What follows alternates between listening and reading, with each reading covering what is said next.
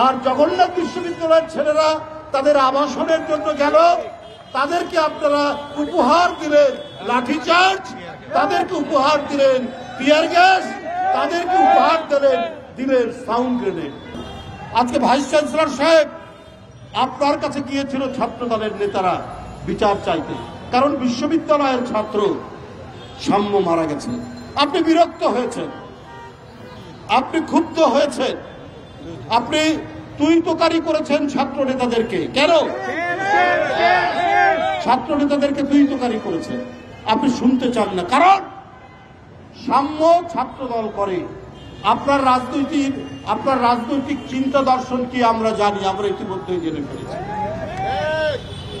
আপনি পছন্দ করেন না যারা জাতীয়তাবাদের পক্ষে ওখানে রাজনৈতিক দর্শন দিয়ে যারা ছাত্র সংগঠন করে। আপনার তো প্রথমেই উচিত ছিল বেরিয়ে এসে সেই লাশ দেখা এবং এটার জন্য প্রয়োজনীয় যে কাজ করবেন। আপনি আর আপনার প্রক্টর দুইজনই আপনারা একটি আদর্শে বিশ্বাস করেন। আরে বিশ্ববিদ্যালয়ের কর্তৃপক্ষ নদীর কি বলে যে নদীর ওই যে কি বলে বালু অনেক সময় দখল নেয় না, সেই চর দখলের মতো যদি আপনারা কোনো গ্যাংয়ের প্রধান হন তাহলে তো ওটা বিশ্ববিদ্যালয় বলা যাবে না। আপনাদের মাথায় যে দর্শন ওইটা ইমপ্লিমেন্ট করার জন্য কাজ করছেন। বাংলাদেশের অনেক বিশ্ববিদ্যালয়ে বর্তমান অন্তর্বর্তীকালীন সরকার এই ধরনের ভাইস চ্যান্সেলর নিয়োগ দিয়েছেন যারা এই কাজটি করছেন। সবগুলো নয়, বেশ কয়েকটি। তাদের উদ্দেশ্যই হচ্ছে তারা যে দর্শনে বিশ্বাস করেন, যে ফিলোসফিতে বিশ্বাস করেন, ওইটা ইমপ্লিমেন্ট করা। কিন্তু আমরা যুগ যুগ ধরে দেখেছি যে বিশ্ববিদ্যালয়ে যে আদর্শে বিশ্বাস করে ভাইস চ্যান্সেলর, ওটা তার ব্যক্তিগত, কিন্তু উনি যখন একটি প্রশাসনের প্রধান হন, উনি তো শিক্ষক, উনার কাছে প্রতিটি ছাত্র সংগঠন, প্রতিটি ছাত্র সমান মর্যাদা পাবে।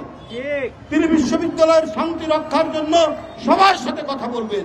কিন্তু উনি যদি রত হয়ে যান, উনি যদি তার বিশেষ দর্শনকে প্রতিষ্ঠিত করার কাজে নেমে যান, তাহলে বিশ্ববিদ্যালয় কখনোই শান্তিপূর্ণ হবে না, বিশ্ববিদ্যালয় কখনোই এখানে স্বস্তি বয়ে আসবে না।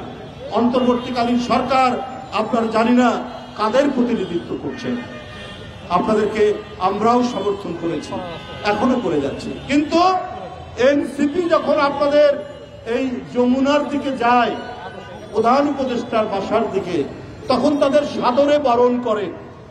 পদে এই ৩-৪ দিন আগেই দেখলাম আওয়ামী লীগকে নিষিদ্ধের দাবিতে তারা গেলেন, তাদেরকে সাদরে বরণ করলেন।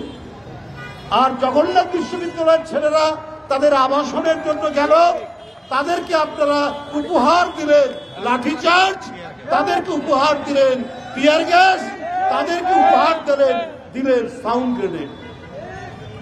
আপনি অন্তর্বর্তীকালীন সরকার আপনারা রয়েছেন, আপনারা নাকি সবাই সুশীল সমাজ, আপনারা কি সুশীল সমাজের লোক, জ্ঞানী গুণী ব্যক্তি, কিন্তু আপনাদের আচরণের মধ্যে এই দ্বিচারিতা কেন?